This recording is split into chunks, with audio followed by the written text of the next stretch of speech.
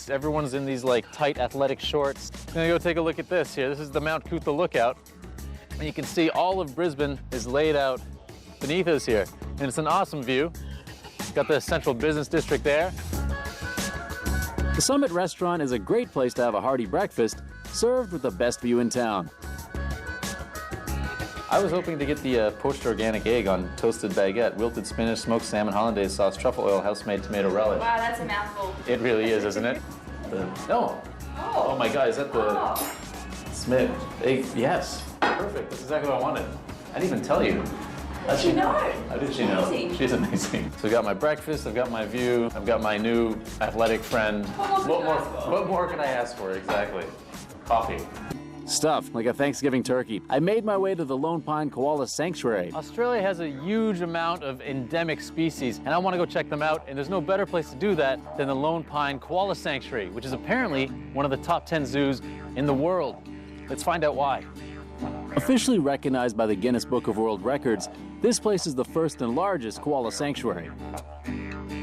What makes this zoo so special? I mean, one of the top 10 zoos in the world. That's huge. It is, and it's a huge compliment as well. Like, we're very proud of that. We specialise in Australian native animals, so this is a place where people can come to when they really want to get the true Australian experience and also get an opportunity to interact quite closely with a lot of our animals as well, particularly the koalas. She's quite chilled out, huh? She just doesn't. She's pretty easygoing. Doesn't really care. She's No, just kind of sitting there. She was born here, so she's very used to being around people. She's very comfortable in this kind of environment. And they're just like balls of cute in the tree. Like, these guys are still sleeping. It's actually quite late in the day already, and they're still. Well, how late do they normally sleep? Kind of early in the day, or early in the evening, I should say, because they're most active around dawn and dusk. They'll spend 19 to 20 hours a day resting or sleeping. Sorry, they spend how long? 18 to 20 hours a day. Sleeping. Sleeping. Or resting, not always fast asleep. A lot of people will tell you that it's because they get drugged on eucalyptus, but that's just a little bit of a myth that's come up over the years. It's actually a very poor diet for them in terms of energy, so they have to be very careful about their energy conservation. Really? Well, I mean, I have to be very careful with my diet as well, so maybe I should be resting 19 to 20 hours a day as well. Maybe. Can I hold Cinnamon? So you just need to make a seat for her with your hands. I need to make a seat, okay. So you just put your hands like this. Like this? One on top of the other. Yep. Okay. Just so she's got a little platform that's at her bottom. And then once she's nice and secure, she'll just rest her hands on top of your shoulders. Has she urinated this morning? I don't know. Because I've seen the koalas urinating in the trees. Yeah, they don't actually... Ow! They actually don't wee very much. Her claws hurt. Is there any... I feel like we're going to make out. It's okay. Don't feel any obligation.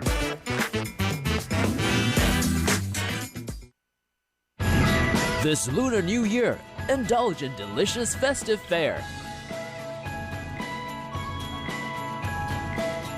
Get enchanted. Take on a culinary journey across Korea with actress Choi Ji-woo.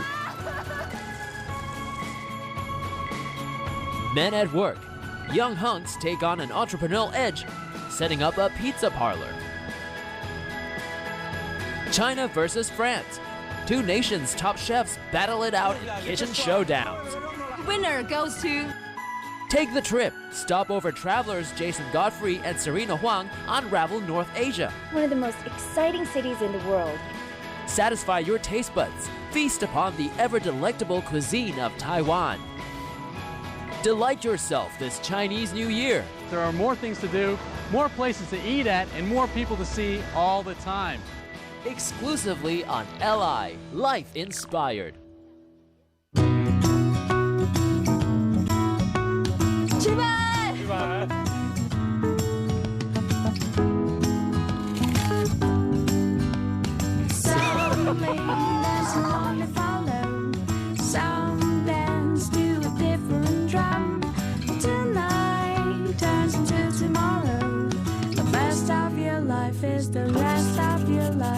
Today something new has begun. Rod, the whole house will come down. Stop touching stuff. I'm not sick of you, but I just think I need a night out with the boys. You're saying you're sick of me. I'm sick of you. I just want you to include me in these decisions next time. I don't think it's very fair. I already said I was sorry. Fine.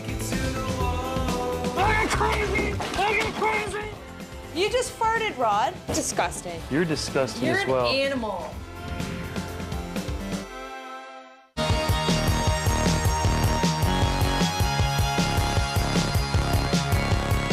It's what moves you, it's what drives you.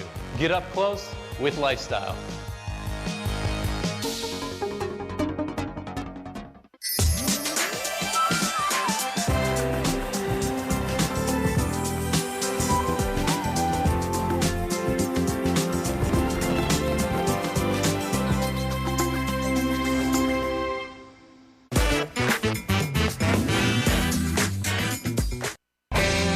How often in life do you get a chance to feed kangaroos?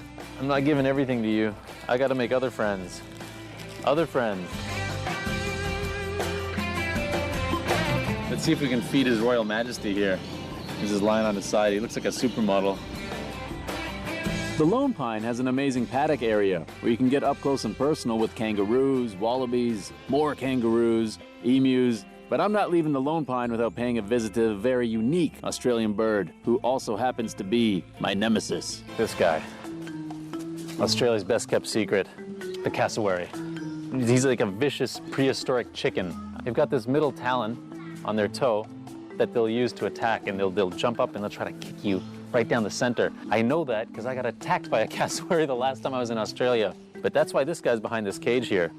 You won't be cuddling this cassowary. Even its feet look prehistoric. Like, just look at them. They're just like giant lizard feet. Ah, cassowaries. What's this you have around your neck? It's quite the fashion accessory. So this is a linter. She's a female olive python, and they're the second biggest species of python we've got here in Australia. These guys are constrictors, so when they want to eat something, they'll grab onto it, and then they'll coil their body around that bit of food to kill it. So I'm much too big to constrict, right? Yeah, you're much too big, and then she won't waste her energy. Yeah, oh, good. That's good news. I don't even know what this feels like. I mean, here's her head there. Just be nice and gentle with her. So you want to keep? I want to keep her head up, like kind of like. Yeah. Is that she's cool like that? Yeah, that's great. Oh, yeah, doing like a massage on my back. Yeah. This is awesome. It's like wearing an undulating scarf. Yeah, it's actually really nice. Yeah. Do you ever sit in the python den with like 3 of them on you? Just relax? Nah, not really. I don't think that'll be that relaxing. Oh, maybe that's just what I would do. And that's what makes a good zoo, because you don't want to just watch animals. You want to get in and interact, and I got to do that in spades. Koalas, kangaroos, snakes. It was incredible. I'm headed to Lady Elliot Island to check out the Great Barrier Reef. And of course, to get there, I can't just take a bus or walk or something like that. I gotta take this.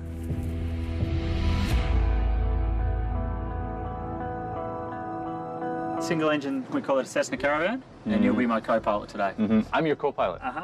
So if something happens to you, I'm in charge of the plane. That's right. Yeah, you'll be fine. You're all right?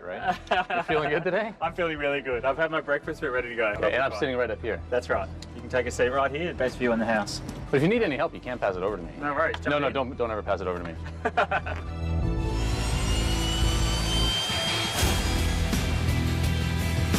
Established in 1985, Sea Air is one of the largest scenic charter flight operators in southern Queensland, specializing in day trips from Brisbane, Gold Coast, and the Sunshine Coast to Lady Elliot Island and the Great Barrier Reef. Lady Elliot, in geological terms, is a mere baby, being only 3,000 years old. In 1500 BC, it appeared above the surface of the ocean. It is the southernmost tip of the Great Barrier Reef.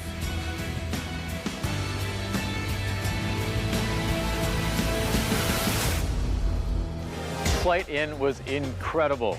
It was awesome to see all the coastline, uninhabited islands. Australia is simply beautiful. Plus, I got to talk in my pilot voice.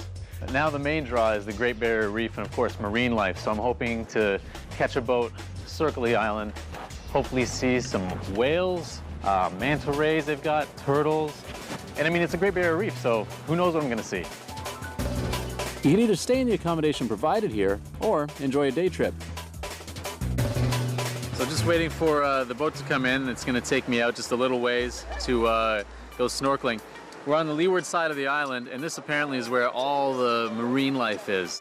We are the most southern point of the Great Barrier Reef. If you're coming from the south, Great Barrier Reef starts right here, and it goes about 2,300 kilometres. It's actually the largest living organism on the planet. As we headed out to the snorkeling reef, we were joined by dozens of dolphins. Amazing! I thought my luck was on and jumped in, hoping to fulfill a dream of swimming with the dolphins. But sadly, the dolphins had other ideas, like swimming by themselves without me. Well, Mother Nature is a harsh mistress, so I consoled myself by exploring the beautiful coral and marine life. And I did get to hang out with one of the coolest animals in the ocean, a beautiful hawksbill turtle, a highly endangered species. Turtles are much cooler. Who likes dolphins anyway? So overrated. They think they're so cool. Stupid dolphins. Bucket list. Snorkeling through the Great Barrier Reef? Check. Now I'm going to explore a reef in a completely different way. It's by walking over it. I was just doing some cleaning up. We've had some big storms, so a bit of driftwood has blown in. Yeah. And I've just picked this thing up, this branch to take out, and look what I found. Look at that there. It probably looks like a little, but it's a little octopus. This is an octopus? That's an octopus. I would have thought there was just a pile of mud. You see his tentacles yeah, there? it totally is an octopus. He's moving. Best reef walk ever. And we haven't even gotten into the reef yet. All this coral, I mean, this is low tide, but all this coral is fine. Like, it's still alive. Like, this stuff is kind of exposed, but it's okay. This exposed area up here, it's not going to grow any further than that. We can see the whole surface of this lagoon is pretty much, the whole top layer of it, it's still alive, but it won't grow any further than that. It's restricted by the water depth. This lagoon would have to be one of my favourite spots in the world. Who are you feeding here? What are these guys? The reef fish are these blue and black striped guys here. Will they eat out of your hands if I put or will they take chunks out of my fingers? No, they won't take chunks out, but well, you can have a go. wait, that sounds like they might take chunks out of my finger. Come on, fish friends. Yes, eat from my hands. Oh, that one took a bite out of my finger. There are worse ways to end the day than by sitting here watching the ocean on Lady Elliot Island. They say the weather here in Queensland is always beautiful. It doesn't matter what time of year it is, you know, winter or summer. But the thing that I really love about this place is just how close I am to the very start of the Great Barrier Reef.